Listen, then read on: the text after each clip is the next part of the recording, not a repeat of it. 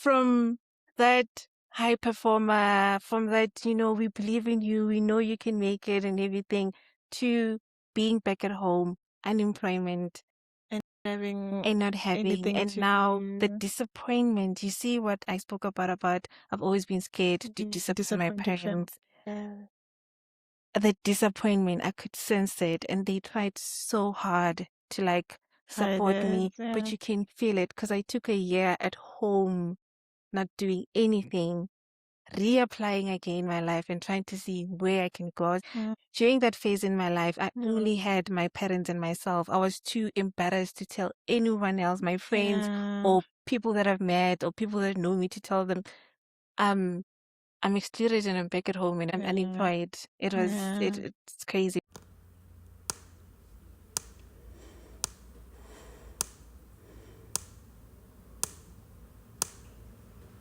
Are we ready? Let's get it.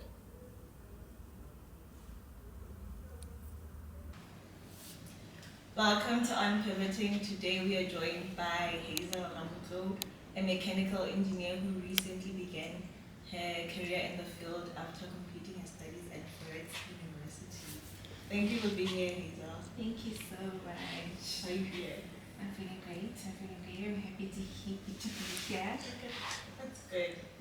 That's good. I've been looking forward to this conversation. I personally resonate with your journey, and I'm really excited to just explore the human side of it. We've known each other for like 15 years, right? And for much of those years, I've always thought of you as a high achiever. I'm curious to know when you realized people thought of you as a high achiever. Yeah. So, damn, I feel like from primary, Okay. I've just been that person that, has been like achieving and getting great marks. Even when I went to high school, it started especially in high school. Because in high school, everyone looked at me as a high achiever. Yeah. Although that's like a lot, Yeah. but still, it started in high school and went on to varsity as well. Yeah. And varsity was where I got the break because I realized you're not as a high achiever as you think, baby girl. You get to varsity and you meet other high achievers way higher than you, and you're like, okay, then what? Yeah. Yeah. No, I resonate with that feeling. I just want to go back a bit to maybe like around high school. You mentioned that people looked at you as a high achiever, there were expectations. What were those expectations that you felt at the time? So, when you are like performing and you get good grades, and even though like life becomes so hard, people still expect you to keep up the pace of like having good grades and like doing good in high school. Yeah. So, for me, high school, I just had to, I feel like at some point having to be a high achiever made me like a people's pleaser, because even when like the weight was too much, I still had to like, look as if I'm performing and, have to perform even though, it was difficult. And also another thing about being a high achiever is that it's hard to ask for help because it's like, okay, but you should know this thing, especially in grade 12. A lot of grade 12, like my years in grade 12, I couldn't understand what was going on. I was so overwhelmed,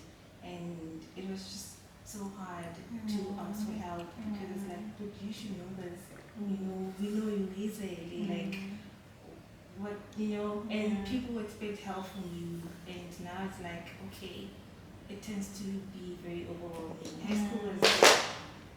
High school was Yeah, I remember. I was there. High school was a lot. High school was a lot. How do I even explain it? I don't even know how. Where did you feel that pressure came from? Was it internally, or did you ever experience anybody say to you, no, you should know this? Or was it something you personally imposed on yourself? How can I put this? Okay, can you please repeat the question so I understand? I'm sorry. So you said you felt the pressure to know stuff and you couldn't ask for help even if you didn't know something or you didn't know how to approach a problem maybe. So my question is, where did that stem from, that feeling of I can't ask for help, I can't reach out? Was it something you imposed on yourself personally? Like you decided, no, I can't ask for help because I should know this?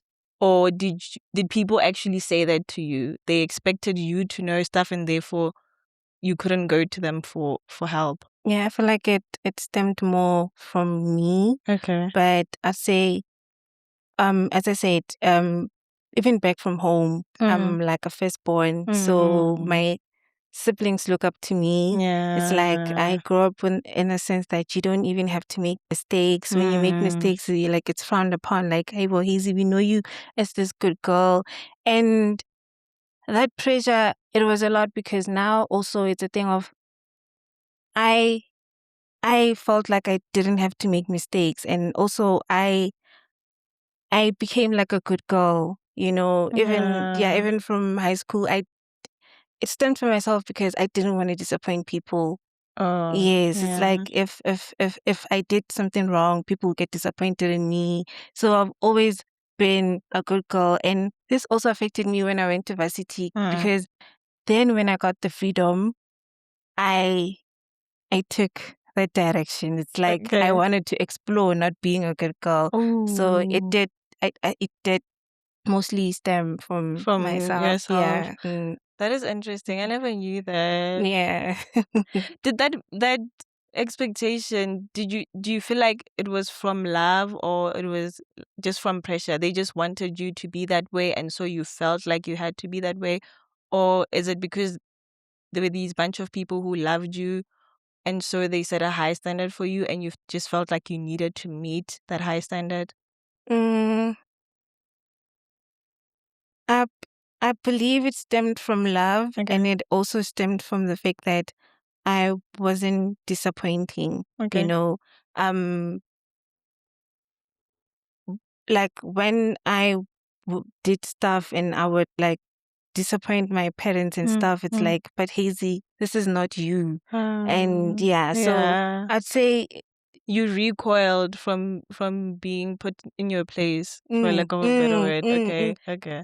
Even though maybe that felt good a bit to just like be like not deviate from not to deviate from expectation, from rules. yes. So I feel like it could have came from a place of love, but it's a place of, we know that you're not a disappointer. So what is happening with you? Because I remember in my grade 10, that's when I started dating. Actually, in grade 10, I dated this guy, and he used to, when my parents are working, he used to come home, like visit my parents' house and whatnot. So this one time, they came back from work and they found me, with this person. with this person.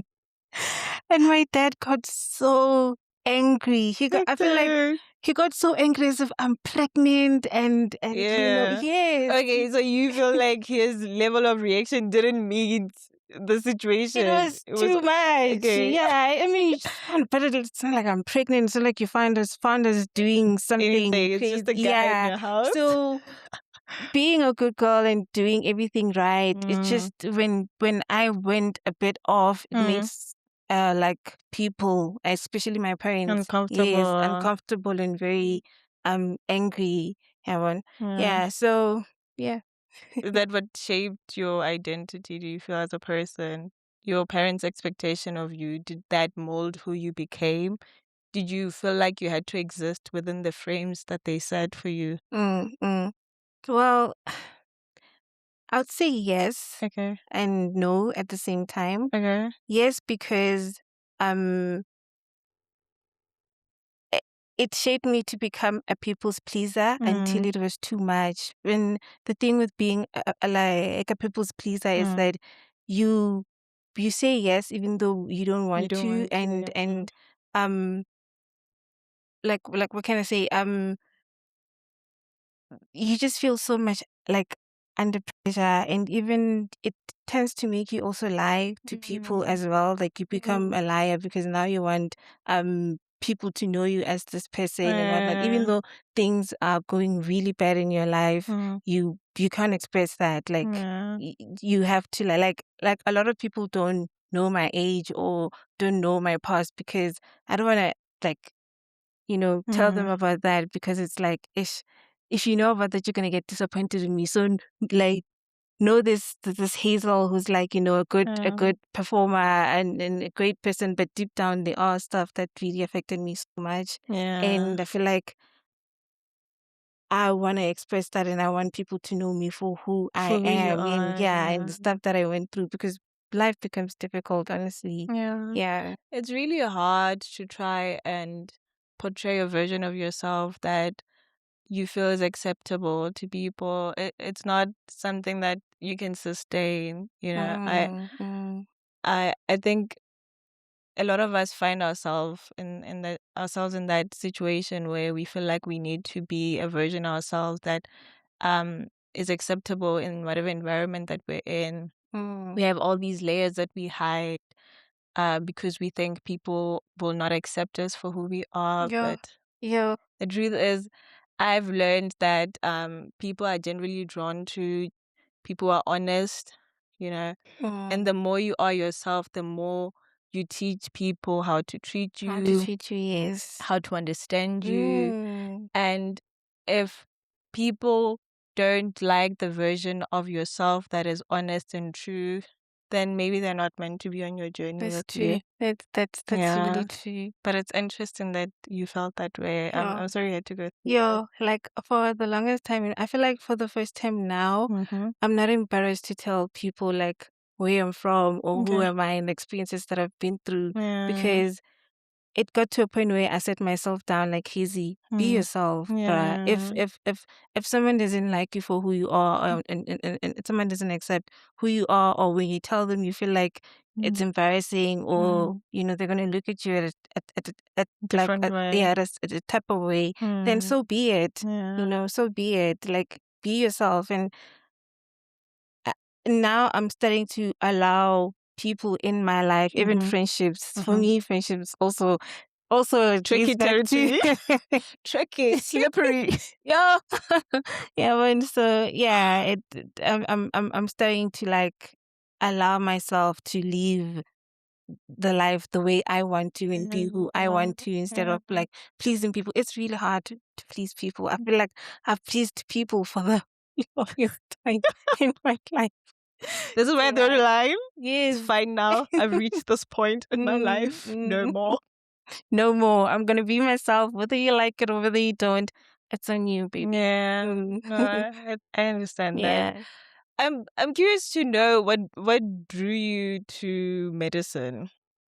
Damn, medicine. I've always wanted to become a doctor. Really? I've always wanted to become a doctor so much. Yeah. But this whole thing of becoming a doctor, when I tend to think back on it, it's like, did you want to become a doctor because that's what you knew in terms of like, I grew up in a place where there wasn't really a lot of information, like Yeah.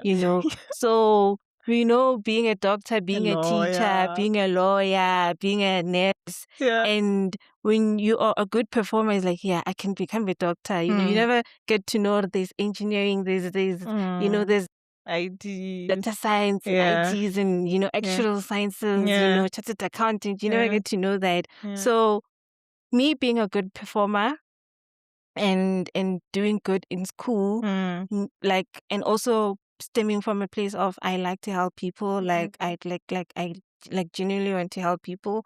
So I was like, okay, since I'm a good performer, I can become a doctor. Yes, and so it was based on the limited information that you had and some characteristics, and you just joined the two, and you figured this is a career I can follow. This is the career I can follow. Okay. And I fell in love with it for the longest time. Okay. Yeah. Until I got to varsity and I'm like, oh, there are other courses, there's this other stuff that you can do. Because also, like the lack of information, it just is the one that It's I the guess one- limited your choice at the Yes, but time. then I fell in love with the idea of Of being a it. doctor, like Dr. Ramotlou. Yeah, I fell in yeah. love with that idea. And if you'd asked me any point in my life, Yeah. what do you want to be?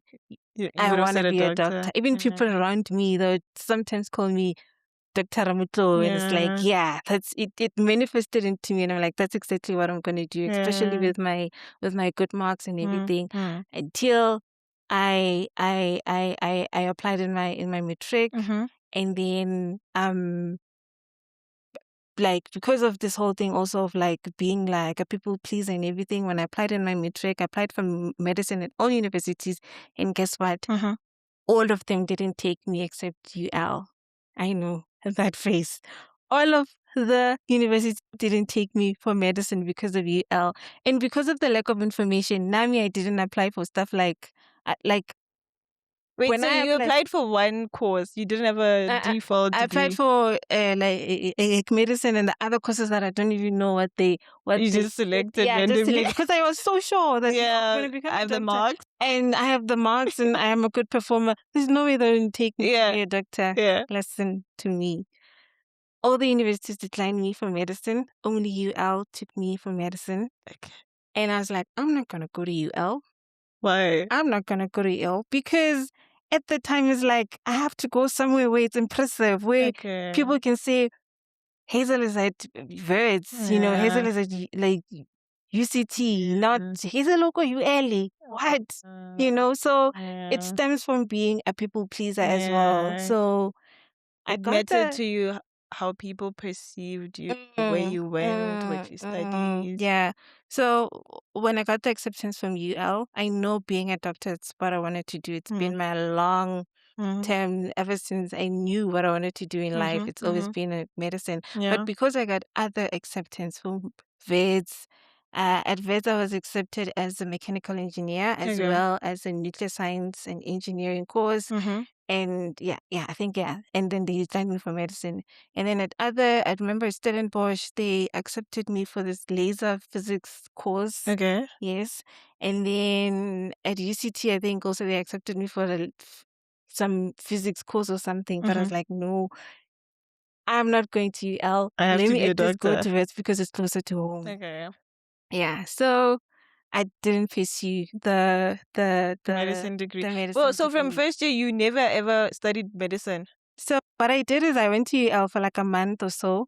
Okay. Then I was like, no. I didn't know that. I so know. wait, so 2017 you went to UL. I went to UL for a month. Okay. And then like someone told me that if they don't accept you for like medicine, just give it a time until maybe, some courses like they open and then you can go to VET for medicine. So I went to UL for a month. No one knows this. But there are people who I saw at UL that know that I was You were at UL. Okay. I went for UL for a month and then I went to VET. Okay.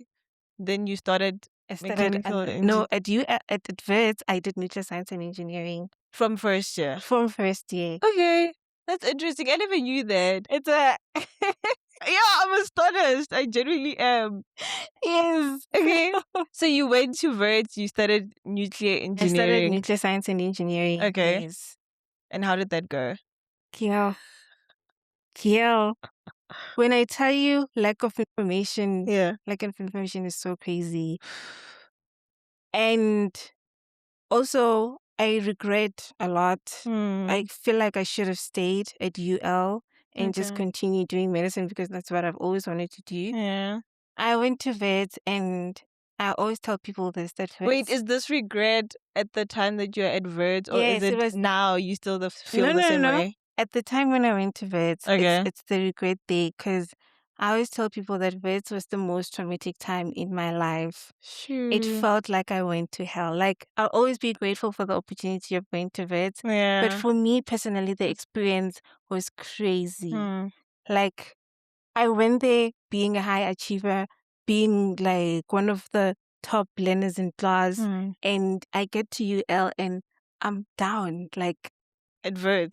At VET, sorry. I went to VET and I'm like, at the bottom of like the hierarchy. Like I don't know a lot. I am confused at what I'm doing. At the time also, when I went to Yale, I had a bursary, but when I went to Wits, I didn't have a bursary anymore. So literally, I don't have a bursary. I'm staying off campus, which is far from Res. And there's just a lot of factors that went into your mental well-being.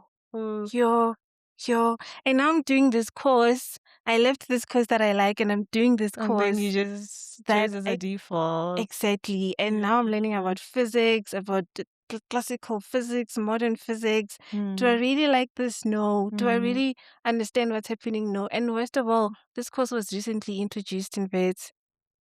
Yeah. So you're just like trial and erroring. Trial and erroring. They're trial and erroring with us. It's like, what is happening? That was such it was such an experience. I'm telling you, to this day, when I think about what I went through at Wits, I still cry because I failed like crazy. I failed like crazy to a point where I even got excluded. The university kicked me out. After first year? So I went for first year, failed. Went for my second year, failed. Wait, so in second year you were still doing first year? Still doing my first year. Went for my second year, failed. I did my first year, the third time. That's when I passed. And then they were like, go. If you fail, if you don't pass your full second year, we're going to kick you out. Sure. Okay, cool.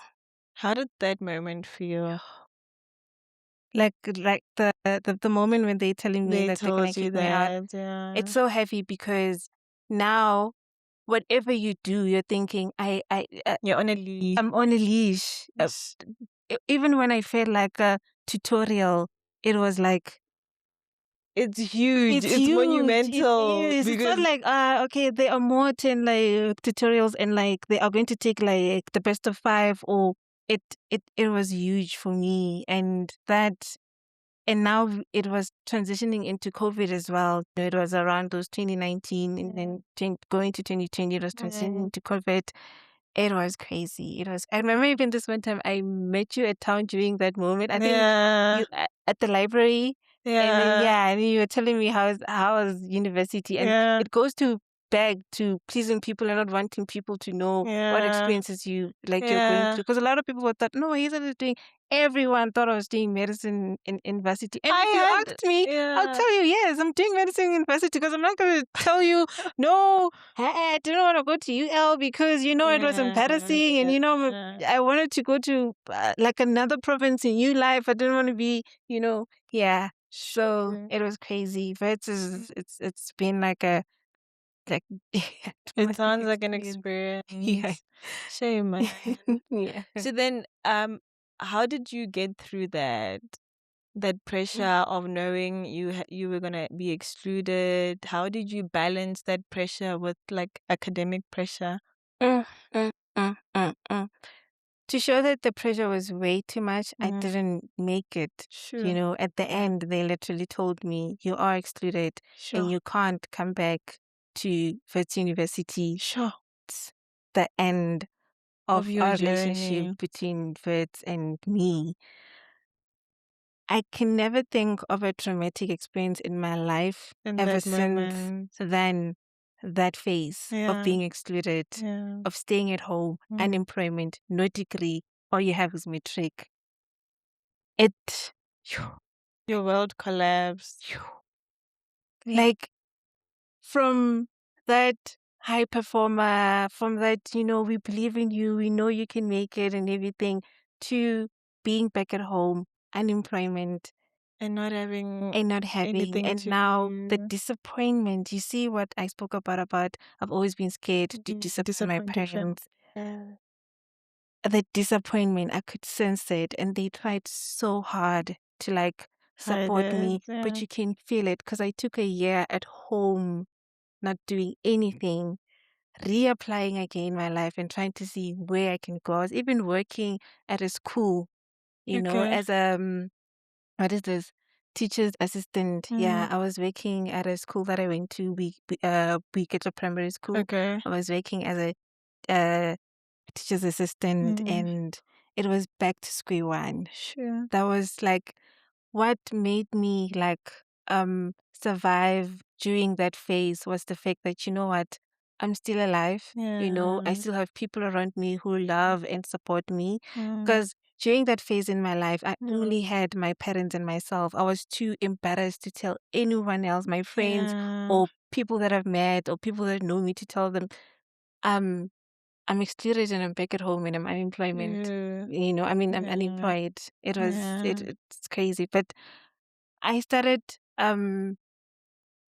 to take advantage of the small things in life, like, you know, the greenery, the like the beauty of the world, you know, to get to know myself as well. You know, I used to uh, like meditate a lot. I used to read a lot during that time, and I think also that helped me. And also, uh, God, man, also just, you know, Yeah. like to tell myself that, you know what, I'm going through this, but maybe it's written in my book somewhere that I must go through this. And also, I feel like I needed that humbleness in life, because being a high performer and knowing that you're a high performer, you get to have this ego and think that you can, you know, you can do it.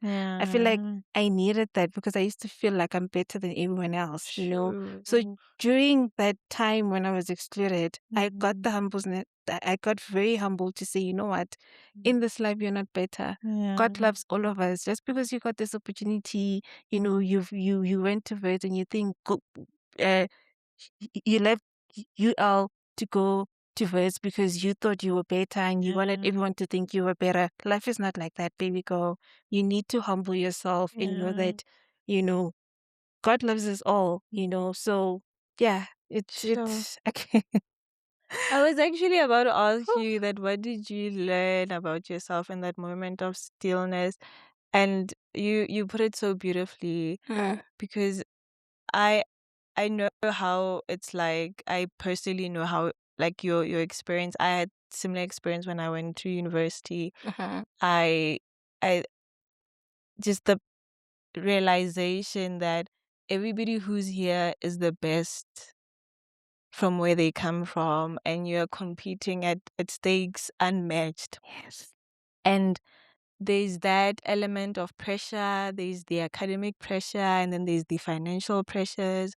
So I can truly, truly resonate with that, and how that humbles ego, because you learn to unlearn ego, Yes. if that makes sense. Yes. You learn that you're not as special as you think you are.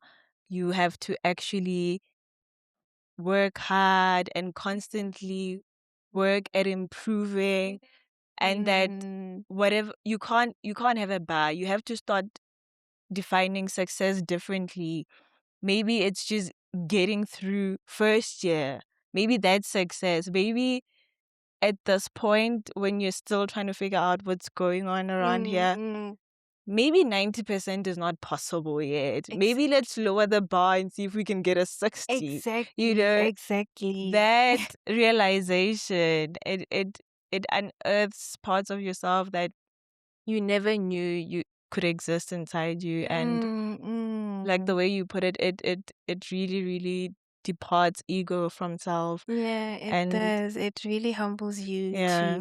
to now think about who am I for real and who do I want to be, because that space when I was not at school and just working at like a primary school, because I was even cleaning classes and cleaning. I know it's shocking. It's shocking.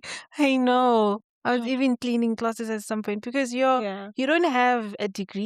You're not, you know, like they don't treat you Measure as, you yeah, the like you same don't way have you a measure degree, you don't have a yourself. diploma. You just like a teacher's assistant. So I'd sit in classes, and if the class is dirty, after class I'd have to clean and whatnot. And that gave me a reflection, like, yeah, honestly, who am I and what do I want to be? But also, as much as that was what can I say? As much as that was, I don't want to say, I'm not sure if it's like demeaning is the right word, but I got to have the love of children and actually helping people. There are different ways to help people, you know, especially because I was also good in maths and, you know, teach the kids maths whenever the teacher's not there in class. You know, I loved the having to deal with young brains, and it just sparked something in me. Like, I used to be this passionate about life. I used to, have dreams. What happened to me? Yeah. Sure. How do you then get yourself out of that feeling of being demeaned by the environment, about having to face yourself in the mirror and ask yourself, what happened to me? How do you get out of that and decide, you know what, I have to go back to university? That's a good question, because I knew at some point this is not the life that I want. This is you have so much potential. This is not where it's gonna end for you. And I decided, you know what? If I don't do anything for 5 years, after 5 years, I'll still be 30 years. If I don't, at least do something. Let's try and see if we can go back to school.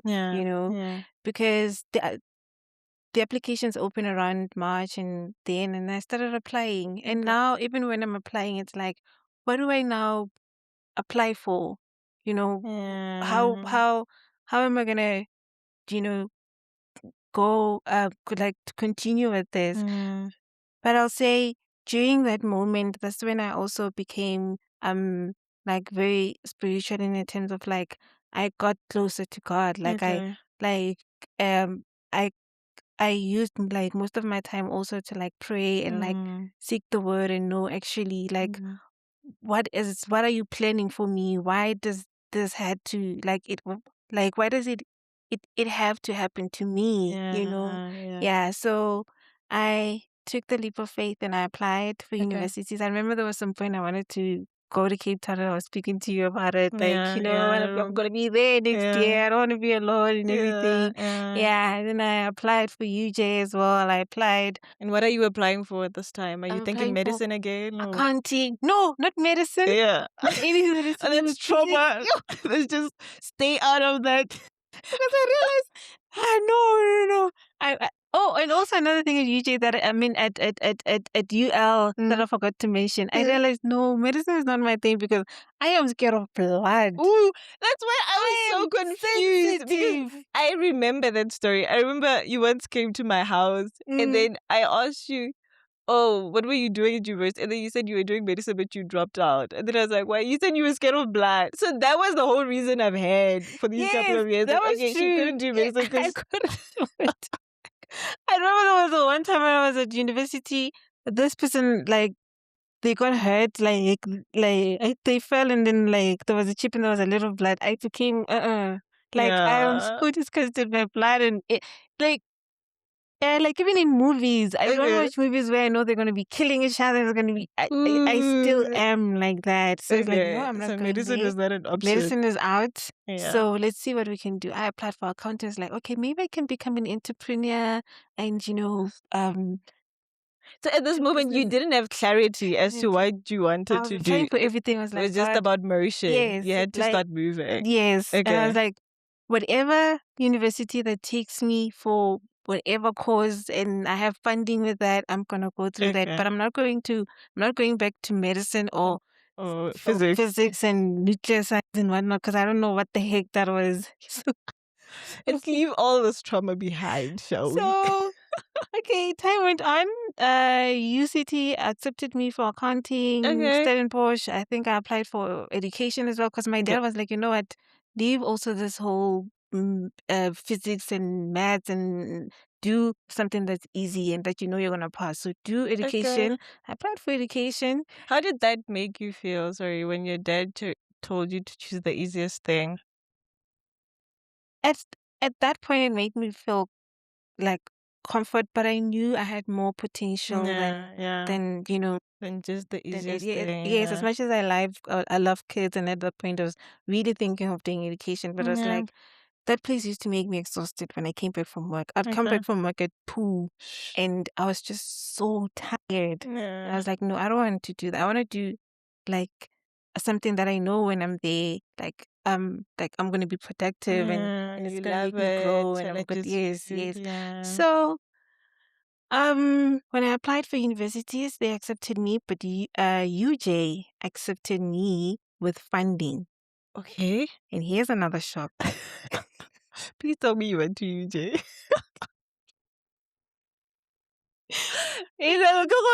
Because it's like I made a deal with God that if Whatever comes, whatever comes, I'm gonna go there. I'm not gonna go there because I'm trying to impress people. I'm not gonna go there because that's what I feel. I'm gonna go a place where you want me to go, and where I'm gonna go, things have to be proper. Yeah, there has So to be funding. it has to be funded. It has I to have be to something have I can actually this, like. yes, it Okay. has to be. I was not even maybe like Choosy in terms too of much on courses. what I'm gonna actually like, and Okay. usually accepted me for being in mechanical engineering. Okay. So they accepted me, I think, around August, somewhere there. Okay. And now I'm starting to try to find this love for engineering. Like, okay, it's engineering, and But engineering has physics. engineering has physics, but it's not those quantum physics where I learn about Einstein and I learn about the twin theory. Okay. It's diluted a bit. In my mind, I'm thinking it's going to be maybe like the high school physics, and maybe it's just better. But it's not Einstein and your twin theory and your blackboard. No, no. It's made somewhere in the middle. So UJ accepted me for mechanical engineering. I was like, you know what? Let's What go did to that UJ. moment feel like? It felt like birth. It felt like a new birth. It's like a new me, because I told myself, as much as it was crazy that I'm no longer at Wits, and but it felt like this is a new beginning. It's a new opportunity. It's a second chance from being excluded, from being a general worker, just assistant and whatnot. This is a second chance, and you got it with funding on orange carpets like this like that's where they like you have like a funding. Okay. So And did the memories of having left UL before and whatever reasons you had left for them there, did that ever come to you?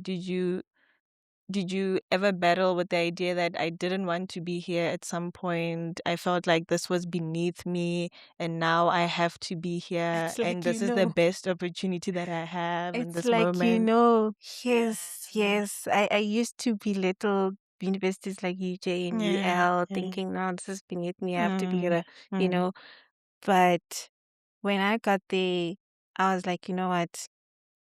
I'm redefining myself, and I got this opportunity. It's not a lot of people that get like a second chance from, especially what I've been through, being excluded and everything. I'm getting a second chance, and I'm going to use the most of it. So for me, the experience was so calming because it felt like like you got an opportunity to go to university again and try again. Don't fumble it, Don't like do better than you did at Vids. But those things, the experience at Vids and at UL still come back to me.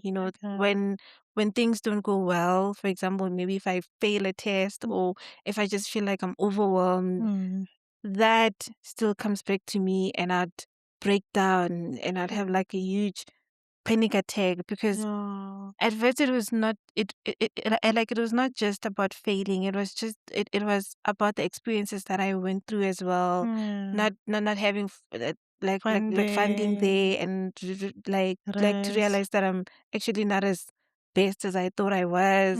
So they come back to me, and like I'd break down, and those memories are wired inside you. and that's when I realized that that experience was a traumatic experience for me because I had so much anxiety.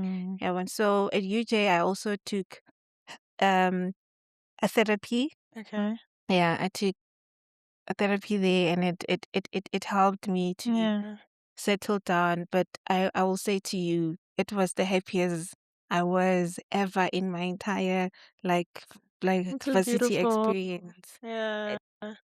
I made sure that I grab the second chance, and I will work as hard as I can. The first term was a bit weird because it's like, okay, I'm at a whole different place now. What's happening? But as I went on with the years, I worked very hard, and to get the degree in record time was something I never even thought. Like a mechanical engineering record time. When I'm telling you, when we started, we were like 200 and something, but the record time students is like it's like 15 of us, So it was a beautiful experience, but I grabbed onto the second chance and I make sure that I make the best of it. Although even when I'm there, it was just so hard to explain to people, like, where I'm from, the experiences that I've been. I was just like, now get to know yourself. And the course, I fell in love with it as well. Yo, I fell in love with mechanical engineering. I loved the designing, drawing, graphical communication. I loved it, like, for me, it felt like being a doctor for materials because it was amazing. It was amazing. UJ was the best experience for me. And to think that I'm even graduating in Wait, so you're graduating now from UJ? yes. Okay, so wait, then I misintroduced you. Because I went on to say completed a degree in verse. Yes. Sorry. Yes. No, Just to sorry. Yes. restart. Yes. We are joined by Hazel, a recent graduate from UJ From you to University. the great you, the Yes! University of Johannesburg. Okay, so I should have verified that with you because usually I ask people, how do you want to be introduced? And then I was just like, no, she said she's graduated because we spoke this past week and then we were talking about during this having this conversation, and then you mentioned graduating, and I've always known that you were at Verts. So I was like, oh no, she's graduating from Verts. So that's why I was like, we're joined by Hazel. I was like, you know what? The truth will come out. But man, I have to say, it feels so great to tell my story. It feels so. I feel like no one really knows that except my close family and my close friends. But I don't express that part of me, and it feels. I don't know. It feels. You feel open. You feel like you no longer have to live in this darkness or like a perception people have of you. That's beautiful. I never knew. I'm actually surprised as well. I don't know any of them. I knew you were gonna be surprised because I'm sure almost everyone in my life is surprised because what do you mean? Yeah. There's so many holes that just popped out of everywhere, literally. I know, and I feel like that also just made me to become like hide myself from the people who know me, and like, because if you had this perception of me that I was adverse, I was just gonna let you live with that life because I'm not gonna explain myself. No, I got excluded. No, I got unemployed and I was staying at home and I worked for 2 months at this primary school. It's just a lot, and I don't know. I was just embarrassed as well to tell people that, you know what, this is the path that I took, but I'm not embarrassed anymore, because it's like people don't know you as well, and now you have to keep on lying. So at some point at UJ, I did tell some people that, you know what, I'm not at Verts anymore. I'm at UJ. I don't know how you take it and everything, but yeah, it's that. What are you no longer willing to carry? Because I know you mentioned you were a people pleaser and you just let people live with these perceptions of you, and you never really cared to correct them because you didn't really want to share the depth of what had actually happened to you. What do you feel like you're no longer willing to carry? Um, that's a deep question because there's a lot that I've let go. Okay. And yeah, I'm no longer willing to carry the version of me that I know it's not me. Yeah, I'm not. I let go of that. Yeah. I am becoming who I am, and I'm learning the things that I like and the things that I enjoy and what I love, and I'm no longer willing to carry this whole idea that I'm better, because I think for the longest of my life, people have always told me I'm better, and it made me believe that I'm better to a point where it became not healthy anymore for me to believe that I'm better. You know, I accept that you can't be better, but you can be yourself, and that's the best version you can be, you know. That's so So beautiful. I've let go of that, you know, wanting to know also how far people are from me and whatnot. Now it's Pace all tracking. yes, and that's also when I realized when I was at UJ that if you become happy for people and you focus entirely on yourself without saying no, I'm adverse because I want people to know that I'm adverse. You like you let go of what's outside and you now focus on what's internal. And when you focus on that, it literally, like, you can see, like, it literally grows in you, and there's this flower that grows as well because wow, you know. So I've let go of a whole lot of things, especially the thought of thinking that I'm better, or the thought of, you know, wanting to please people, and especially pleasing people. Now I am, you know, who I am. Like, I'm not saying maybe I, like, you know, I don't care, but I tell my truth. Like, you know, I choose you I first. choose me first. Oof, that's beautiful.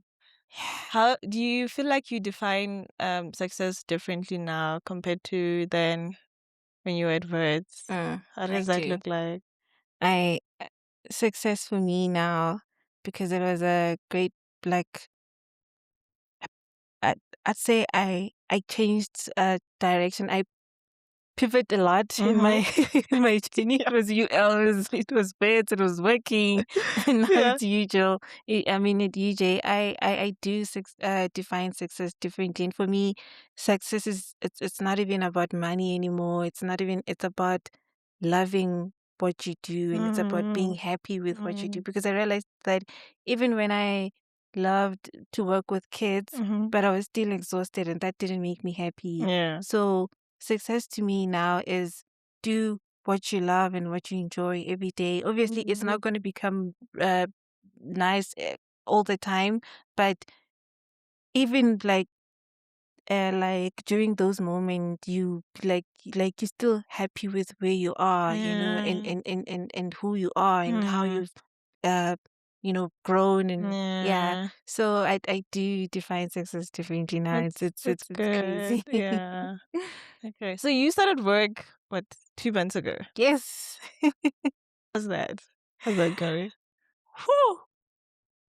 I would say I I like to define it as my first time actually finding work, like actually being in a like an industry and like being a worker. Yeah, okay, because you worked as a teacher assistant as a teacher before. assistant, and like that was like a stipend, and now I'm actually you have a salary, I have you a have salary. benefits. Yeah. Yeah.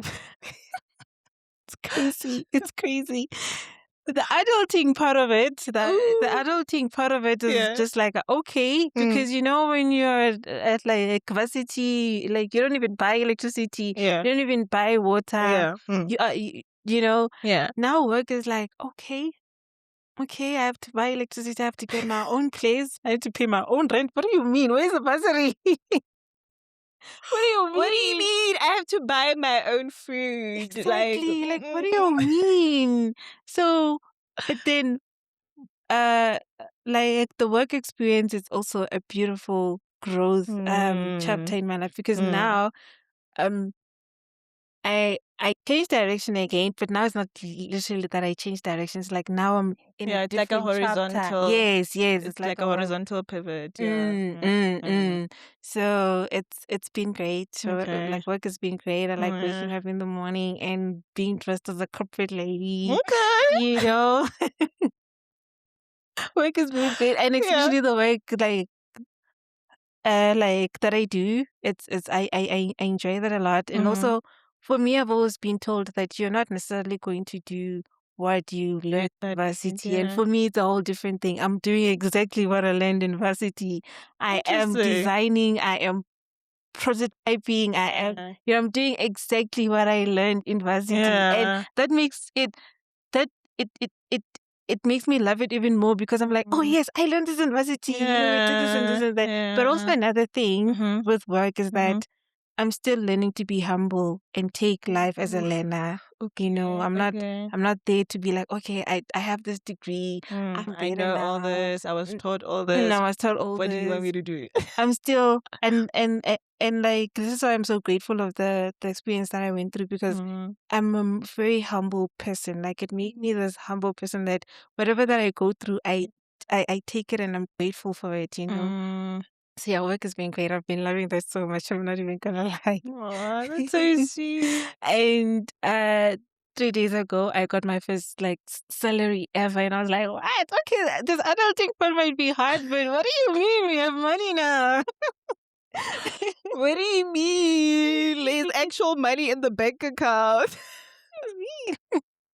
You know, so Yeah. it's a really That's a nice good experience. experience. I'm so happy for you. Thank you so much. I Thank am you. I'm so genuinely happy grateful. for Thank you. you. Aw. Because you were telling me this week you are what meal planning. I'm like this girl, like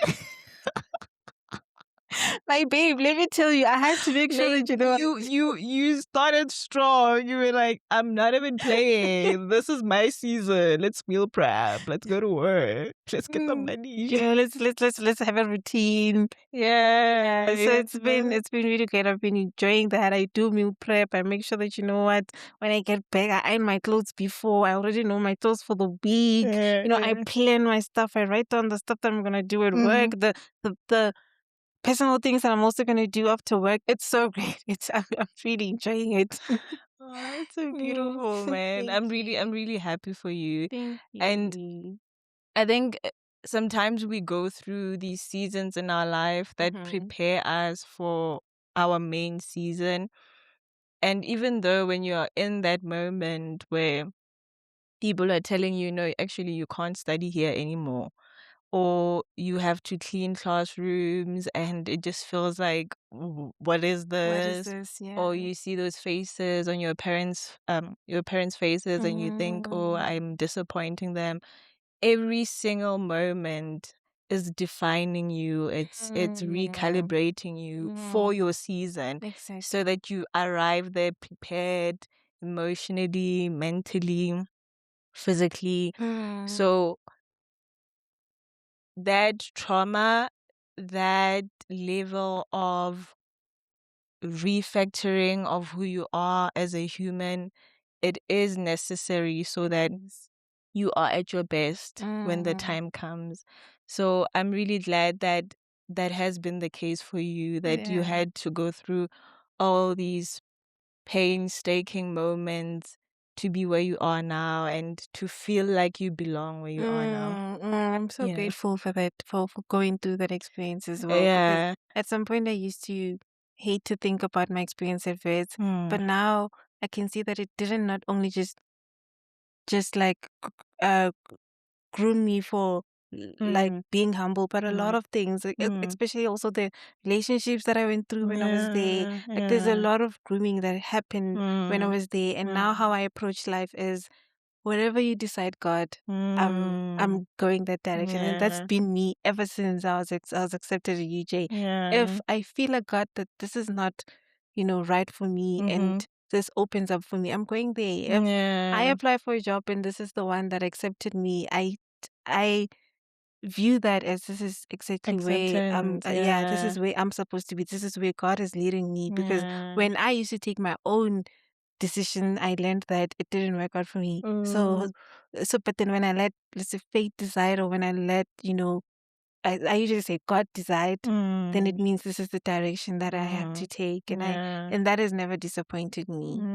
That's the beauty of letting go of control, is that life never goes the way we want it to go. You plan and then life decides differently.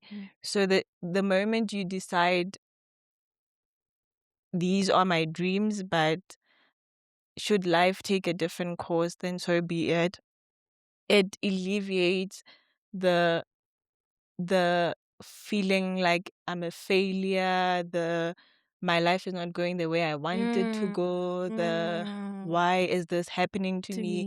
Because you are allowing exactly what has to happen to you to happen. You are allowing your actual life's purpose to take its course, and you're not trying to veer it in a different direction or where you think, you deserve to be. It's just, I am where I am meant to be, and that is beautiful. Yes. Honestly, it's that. It's 100% that. Yeah. Is there anything that we haven't touched on today that you want to touch on? I don't know. Take your time. You're not in a hurry. In terms of career, because I feel like this is mostly about career and how I changed my, my career. No, it and doesn't my have to be life. about careers. It can even be an identity shift. Mm. Whatever you feel we didn't touch on that you want to talk about.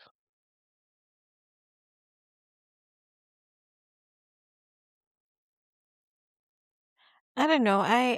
Maybe I just want to say that there was a point, especially when I went through exclusion, that I Yeah. was suicidal. Ooh. Yeah, there was a point where it was like that, and it it's when you are in that phase of life, it's like you don't know like what to live for. It's Yeah. Yeah, and I realized that there is always something to live for. Life can become very difficult, and it feels like this is happening to you, and it has never been this uh, uh, like difficult for anyone else.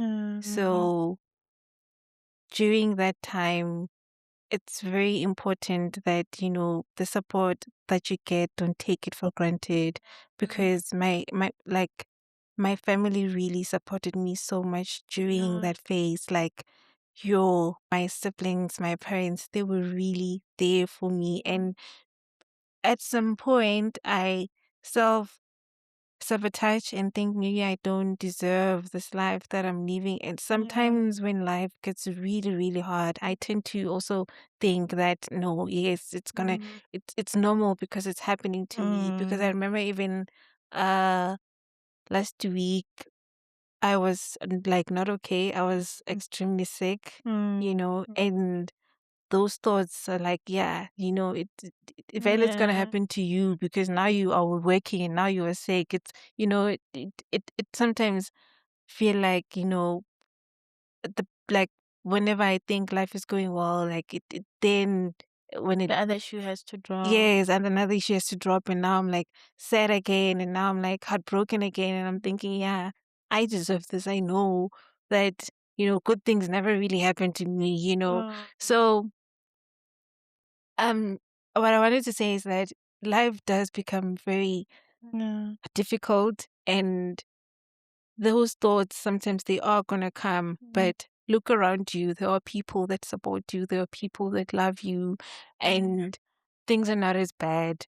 If it's not your time, it's not your time. Just wait and see. Maybe God can do something for you, because I yeah, I used to self-sabotage a lot. Even when I was at UJ, there was a point where my bursary told me that then they ran out of funds, and then it took me back to that moment that yeah, it happens to me. It has to happen to me, Yeah, and now when I'm at work for the first time, I've been working only for 2 months.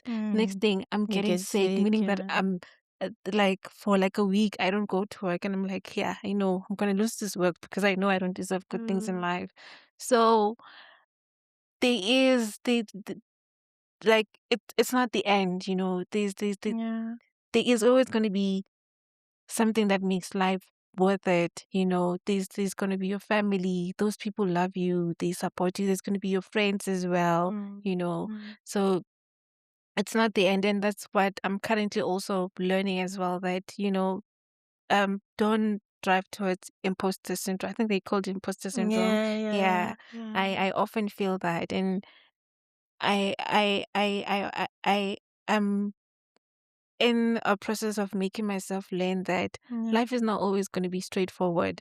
You are going to be happy at some point, but it's impossible for it to just always be good all the time. Something is going to happen. And when it happens, allow it to happen. Allow it to happen to you. And take that moment to also learn, from yeah. So I think when I was sick, like last week, I was like, okay, people get sick, Hazy, it's okay. You're growing up as well. You're not going to become young all the time.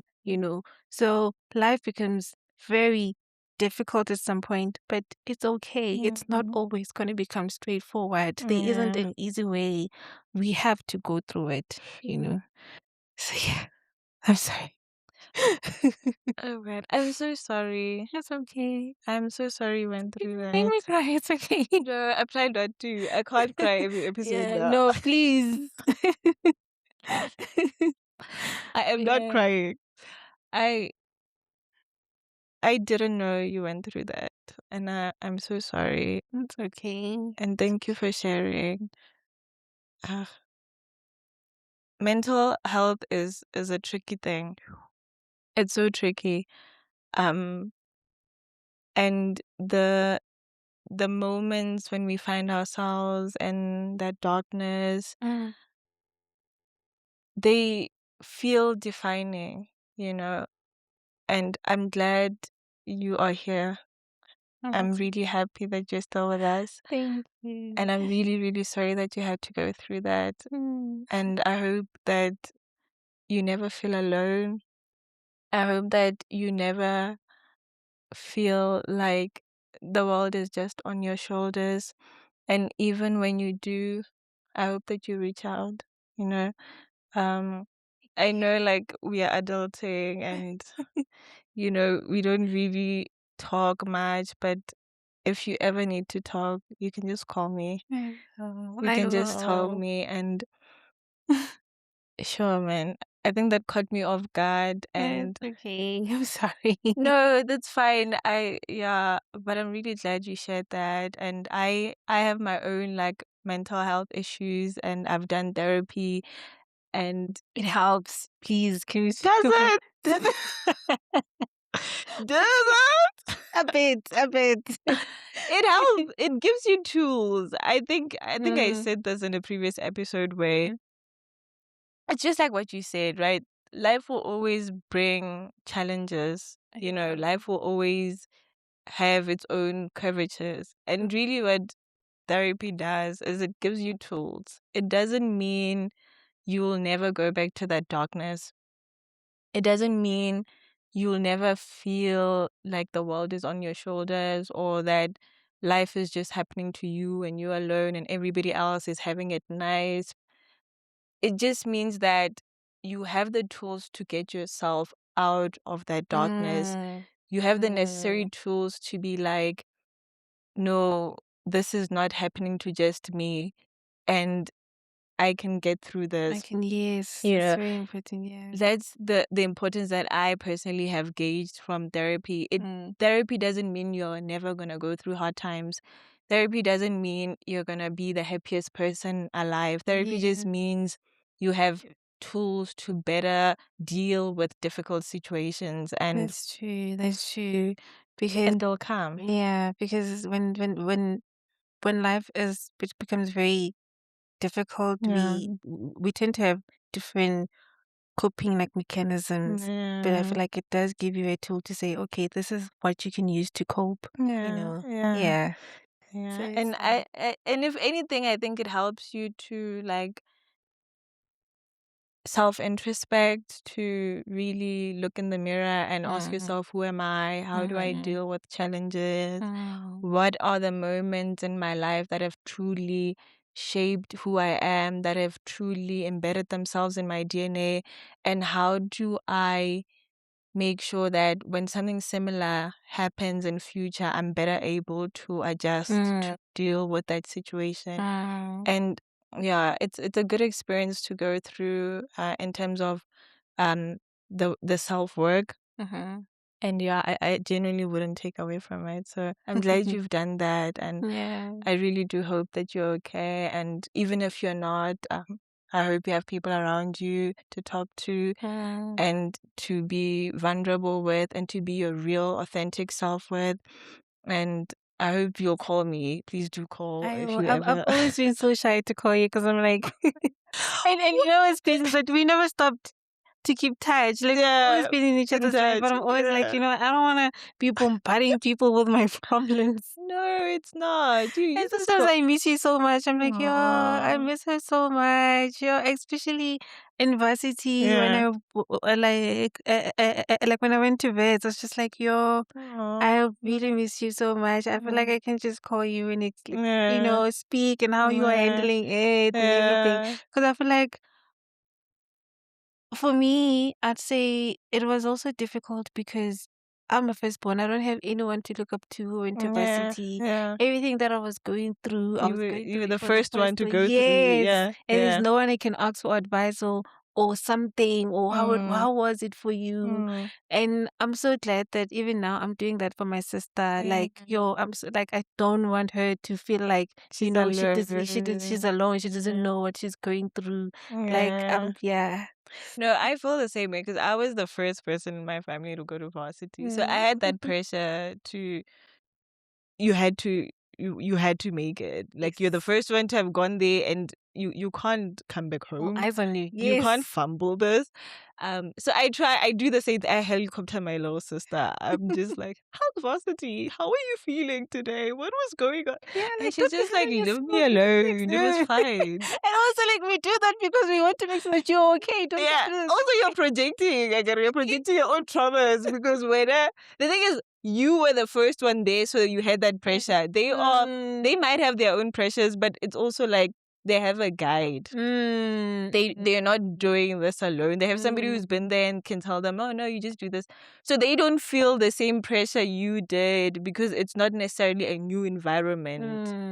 You know, somebody has been there. Somebody Somebody has has a been there. map. Yes, You know, it's not yes. like you're going into a field and we're like, what is this country? There's a map that somebody Not has. like us, we were just like, what is Exactly. this? So I sometimes feel like I'm bombarding her or projecting my own experiences. And she's just like, it was fine. Like, and she's Chill. doing well. And I'm like, this was not my experience.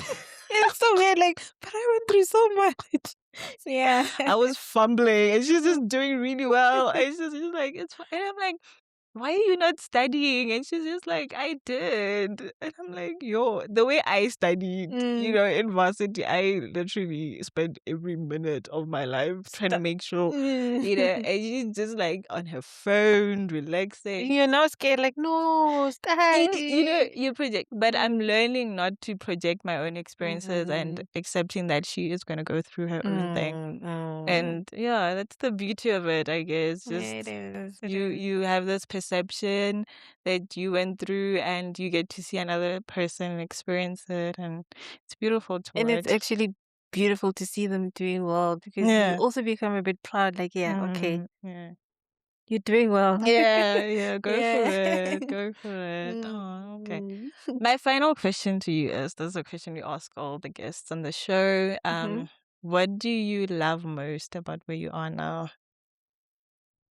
I love the peace. Mm, I love the peace that I am now. It's okay. like a flow. It's like um I I I think I spoke to you also like last week to tell you how I want to go to Cape Town and Yeah, watch the sea because I do look at the sea on my laptop. Like sometimes I'm like, this is exactly how my life is. yeah. The flow. You're just letting it flow. And Yeah. sometimes it is gonna get stormy. Sometimes it is The the wind. waves, You even yeah. tell me about the wind, like, yo, Cape Town. And I'm like, yes, Very that's how windy. life is. But I'm Yeah. just grateful for the peacefulness and for the fact that I'm able to now be myself Yeah. and I'm not, you know, hiding myself from the world and everything. I'm now even able to post because those kind of things don't even make you post on social media or Aw. show yourself on social media. Yeah, you hide. So I'd say mostly it's the peace and the fact that I know myself now. I have a,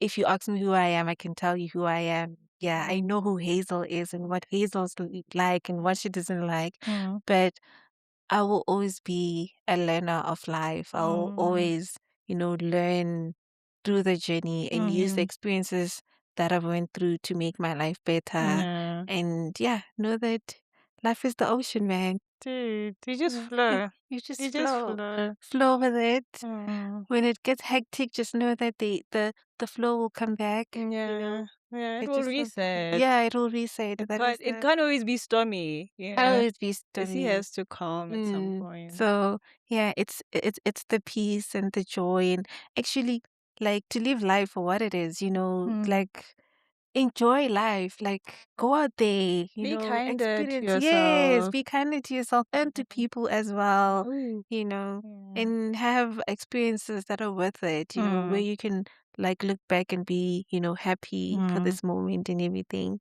So yeah, that is it. That is where you are. That is where I am. Thank you Oh, so I feel like the much. lifters are so.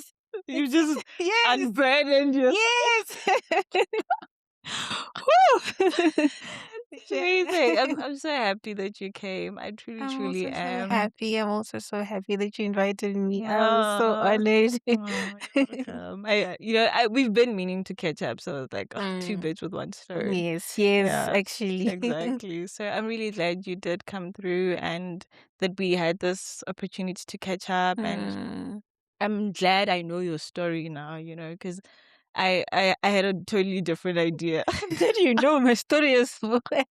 You know, but not in a bad way. It's just Mm. I'm glad to meet you, is what I'm saying. I'm glad to meet you. Yeah. And I'm really happy that you feel that a weight has been lifted off your shoulder.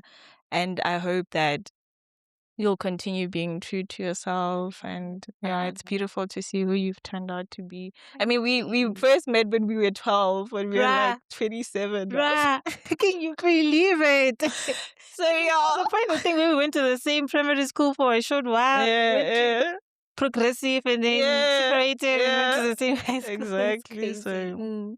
it's nice to see. I truly, truly am proud, if that's the word, of the Thank person that you you. are. Thank you. I appreciate that a lot. Yeah, you really, really turned out to be like a kind person and you're authentic to yourself. And I don't know, I wasn't really in touch with you during that phase, but you come across to me now as a very authentic person. And I'm really always drawn to authentic people. So Thank you so much. I'm glad to meet this authentic part of you.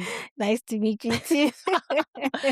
Okay, and to everybody at home who's watching, thank you for watching. Thank you for listening. And I truly, truly hope that this episode has added value to your life. If you still want to be part of our journey, please do consider subscribing or liking or even sharing this episode.